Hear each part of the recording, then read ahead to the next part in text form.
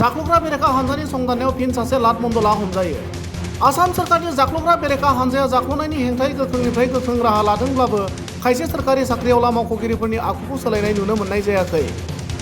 बेबादिनो दिनै फिन नारायणपुर रेभिनिउ सार्केल मावख'नि लाट मण्डल दुलाल चन्द्र बनियाखौ लखिमपुर जिल्लानि नारायणपुराव थानाय गावनि न'आवनो जाख्लग्रा बेरेखा हानजाया हमो होनना मिथिहोदों।